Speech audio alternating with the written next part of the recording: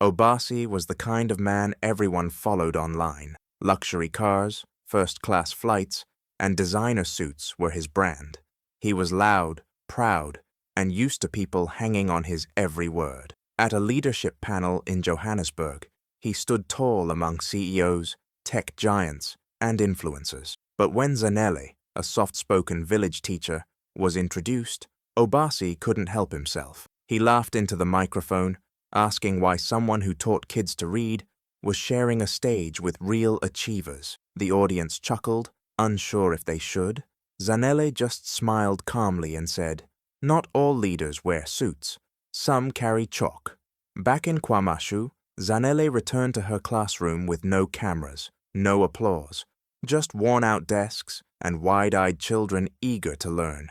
She believed in every one of them, including those others had given up on. Months later, fate played its hand. Obasi's niece, Amara, had been struggling in school, withdrawn and failing. Her mother, desperate, transferred her to Zanele's tiny village school. No one expected much, but under Zanele's care, Amara bloomed. She started reading confidently, drawing again, even helping other kids. Her quiet spark returned, and her grades soared. When Obasi visited his sister and saw the change in Amara, he was stunned. This wasn't just improvement, it was a transformation. Curious, he drove out to KwaMashu himself. There he found Zanele under a mango tree, teaching children using songs and sticks in the sand. Humbled, Obasi sat and watched in silence. For the first time, he saw what real influence looked like. He approached her quietly and said, "I was wrong. Will you teach me what you know?" Zanele looked up, smiled gently, and nodded. The lesson he once mocked was now the lesson of a lifetime. Ekwa spent her days in a small fishing village where the sea sang louder than the city's noise. Her classroom had no electricity, no fans, and the wooden desks were cracked from years of wear. But Ekwa loved teaching. She believed that even in the poorest corners, bright minds could rise. She sang songs with her students, turned fishing stories into math problems, and taught science using seashells. Her work was quiet, unnoticed by the world, until Kwame arrived. Kwame was a well-known businessman from the capital, dripping in money and ego. He came to the village for a tourism project and was introduced to Ekwa during a community event. Laughing loudly, he asked her in front of everyone, "You still waste your time teaching kids who'll end up selling fish. Why not do something real with your life?" People laughed awkwardly. Ekwa smiled, but inside she felt the sting. She said softly, "One day, those fish sellers will build schools of their own." Years passed. Kwame's name faded as his expensive private schools began to fail. Corruption, poor management, and falling standards. Meanwhile, a short video of Ekwa teaching barefoot under a tree went viral online. Her passion, her creativity, her joy, it touched millions. Soon, the government noticed. Donations poured in, and not long after, Ekwa was appointed education minister. Her first order of business, reforming the very school system Kwame's companies had ruined. When he came to her office, seeking contracts, Ekwa welcomed him with a warm smile and said, "Education is not a business, it's a promise." Kwame finally understood. The woman he mocked had become the woman changing the nation. The real power wasn't in money, it was in the minds she raised. Rudo walked the dusty paths of Manikaland every morning with a chalk box in one hand and a heart full of hope. Her classroom sat at the edge of a hill, with broken windows and benches carved by generations of children. Yet she taught with fire, turning stories into lessons, leaves into flashcards, and every child into a believer. She wasn't rich, and she didn't have big city success, but her students left her class with something money couldn't buy: self-worth. One afternoon, Tinashe, her old love from years ago, returned to the village. Now a flashy businessman from Harare, he wore shiny suits and sunglasses, too dark for the sun. When he saw Rudo still teaching, still walking those same village paths, he laughed and said, "You're still here? I thought you'd have moved on to something better by now."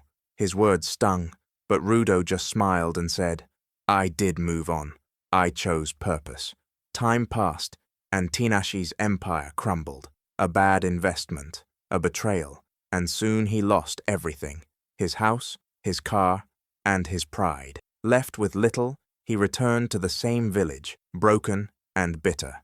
But the real blow came when his young daughter, Tariro, stopped speaking after the fall. No therapist in the city could reach her.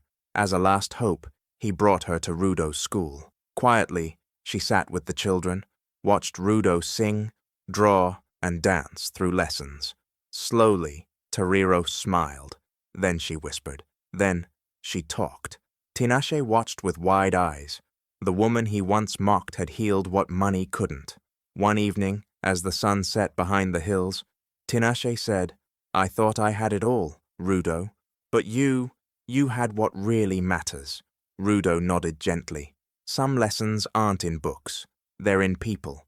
Chidima spent her mornings under the shade of a large mango tree, surrounded by children with eager eyes and dusty feet. Her books were donated, her chairs were stones, and her classroom had no walls, but her heart was full. She ran a grassroots literacy program in a quiet village where many had never held a book. With patience and laughter, she taught both children and adults how to read, write, and believe in themselves. One day, at a development summit in Lagos, Chidima was invited to speak. There, dressed in simple Ankara fabric and sandals, she stood beside Oluwadare, a wealthy, polished CEO known for his booming tech empire. When she spoke about her mission, Oluwadare chuckled loudly and said, "You waste all that energy on villagers? Aim higher. You're too smart for mud schools." The crowd laughed. Chidima didn't. She simply said, "Not all success is loud." Months later, Oluwadare's world collapsed. A financial scandal erupted. His partners turned on him. His assets were frozen, and reporters hounded him. With nowhere to turn, he disappeared into the very place he once mocked, Chidima's village. There he tried to lay low, wearing plain clothes and hiding his name. But one morning, he saw Chidima teaching under the tree. Curious, he watched. Day by day, he saw how she handled children with kindness, taught elders to write their names for the first time, and used stories to plant hope. Slowly, he helped carry books, fix benches, and cook meals. Through her quiet strength, Chidima taught him what no boardroom ever had. He learned to listen, to serve, to see people. When he finally spoke again, it wasn't with pride, but gratitude. "You saved more than minds here," he said softly. "You saved mine too." Every evening, as the sun dipped behind the dusty hills, Amina gathered the children under the old baobab tree. Most of them were orphans, some left behind by sickness, others by poverty. With nothing but her voice and her heart, Amina told stories. Stories of courage, kindness, and clever thinking. She didn't just teach them words. She gave them hope, imagination, and identity. Her small home was filled with laughter, handmade books, and dreams stitched into the walls. During a cousin's wedding in Lagos, Amina was invited by her extended family. There, dressed simply among glittering gowns and gold watches, she stood out. Babajide, her cousin, and a wealthy tech entrepreneur, raised his glass during dinner and said with a smirk, "Let's toast to Amina, the village nanny, still telling bedtime stories while the rest of us build the future." The room chuckled. Amina just smiled and said, "Sometimes the future grows in silence." Years passed. Babajide's company, once soaring, was on the brink of collapse. A system failure, data loss, and no solution in sight. Investors threatened to pull out. Just when all hope seemed lost, a young man reached out to him with a new app, a genius patch that fixed the entire system in one night. The name was unfamiliar, but the face, Babajide, froze. It was one of Amina's orphan boys, grown up, confident, brilliant. Later, Babajide visited Amina, this time without the suits or pride. He said, "You taught him how to think, how to see solutions in stories," he said, quietly. Amina nodded, pouring him tea. "I only gave him stories. He chose how to use them." Babajide looked around at the children playing nearby and whispered, You weren't raising kids. You were raising giants. Nuru stood quietly at the edge of the fancy ballroom, wearing a faded dress and holding a folder full of her students' drawings. She wasn't there to impress anyone, only to talk about the little school she ran under mango trees in the outskirts of Kibaha. When it was her turn to speak at the charity event, she shared how she used songs, games, and storytelling to teach children who had never seen the inside of a real classroom. Some in the crowd listened politely, others scrolled on their phones. Then Baraka, the son of a powerful politician, took the mic. With a mocking smile, he looked at Nuru and said, "While some of us are building schools with technology and millions, others are still playing teacher in the dirt." Laughter filled the room. Nuru simply smiled and replied, "Sometimes the dirt grows the strongest roots." What Baraka didn't know was that someone had recorded Nuru's speech and her students' joyful learning in the village. The video exploded online. Her creative methods, her warmth, and the way the children learned with glowing faces caught the nation's heart. Suddenly, news crews were at her door. She was invited to speak at conferences, featured on morning shows, and even awarded by the Minister of Education. People called her Mama Wisdom.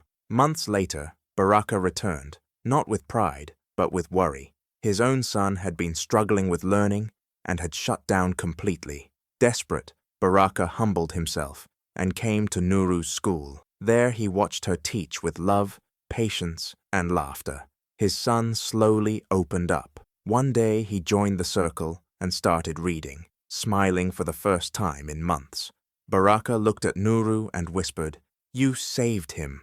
Nuru smiled and said, "I just taught him how to believe again." At a bright village wedding filled with laughter and music, Thabisa sat quietly near the back, dressed in a simple patterned dress. She had come to celebrate, not to impress. Her days were spent in a rural classroom with cracked walls, hand-drawn posters, and desks made from old crates. But in that little space, she gave children the kind of love and learning money couldn't buy. When people asked what she did, she always said proudly, "I teach." Makina, a wealthy guest from the city, noticed her and sneered. Loud enough for others to hear, she said, "Look at Thabisa, still poor, still teaching in the bush. Some of us moved up." People laughed, and Thabisa quietly sipped her drink. She didn't fight back. She had heard those words before. But deep down, she believed her work mattered. Years passed. Makina's life looked perfect online. Photos of vacations, shopping sprees, and her son, Kobe, dressed in designer clothes. But behind the scenes, things were crumbling. Kobe dropped out of school. He drifted into the wrong crowd. Makina tried tutors, therapists, private schools, but nothing worked. One day he vanished. Days later, someone spotted him near the bus station, dirty, hungry, and alone. Out of options, Makina reached out to Thabisa. The teacher welcomed Kobe without judgment. In her old classroom, surrounded by kids who had nothing but hope, Kobe found peace. Thabisa didn't shame him. She saw him. Slowly, he picked up books again, helped paint the school walls, and even started telling stories to the younger students. When Makina visited and saw her son laughing again, she broke down. "You gave me back my boy," she whispered.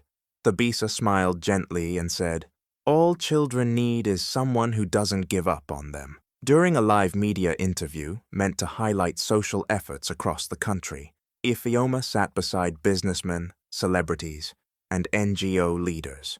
Dressed simply, with tired eyes but a calm voice, she spoke about her work teaching children in a war-torn region. Her school was nothing more than a shelter with chalkboards.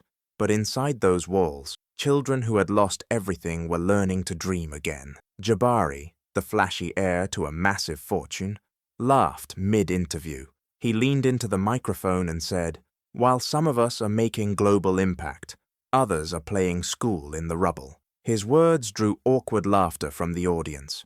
Ifeoma didn't respond with anger. She simply said, "Sometimes, light shines brightest in broken places." Not long after, the war that had stayed far away from the cities crept closer.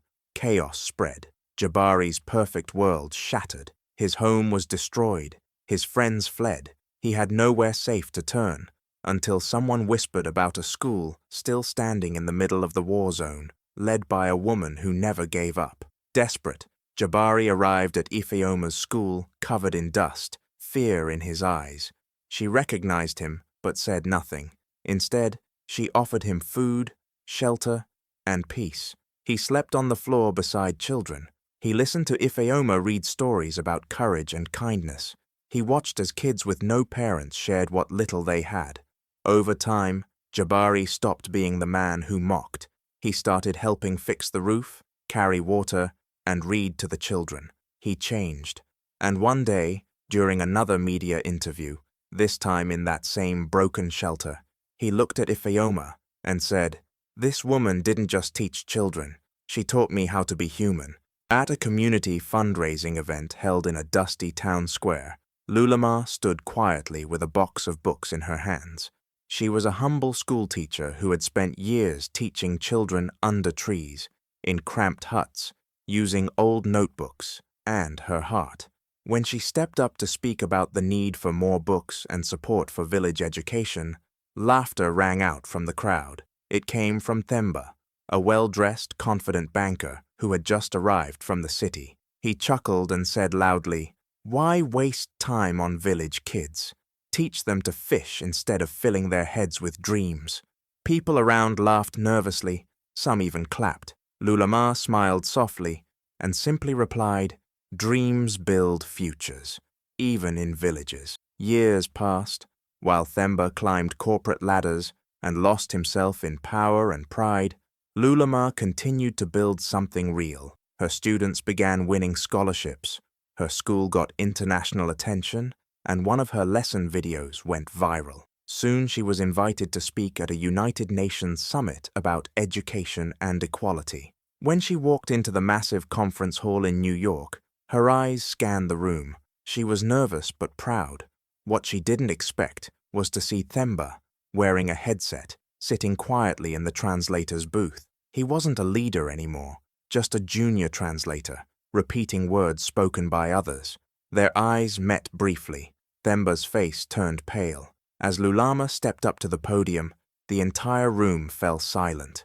She shared stories of her village, of students who beat the odds, of the day she was mocked but chose to keep going. In that moment, it was clear. The woman he once laughed at had become a voice the world now listened to.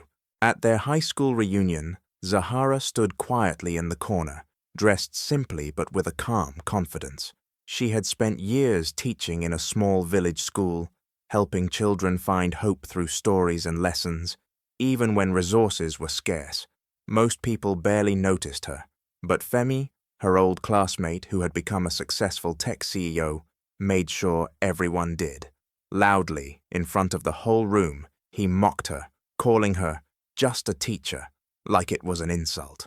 The crowd laughed, and Zahara felt the sting but didn't respond. Years later, Femi's glamorous world began to crumble. His daughter, Amara, fell into a deep depression.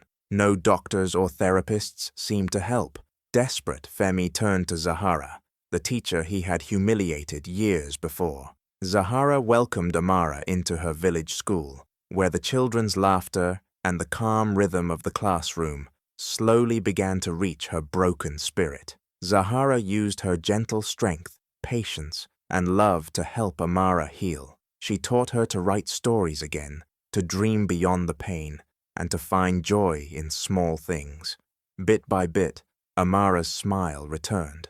Femi watched, humbled and grateful, as his daughter blossomed under Zahara's care. In a public event months later, Femi stood before a crowd and apologized for his cruel words at the reunion. He praised Zahara, calling her a hero, not just for saving his daughter, but for the quiet strength she showed every day as a teacher.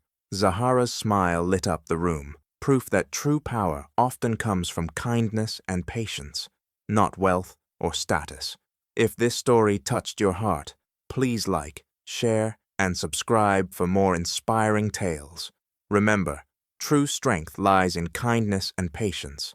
Never underestimate the power of a teacher.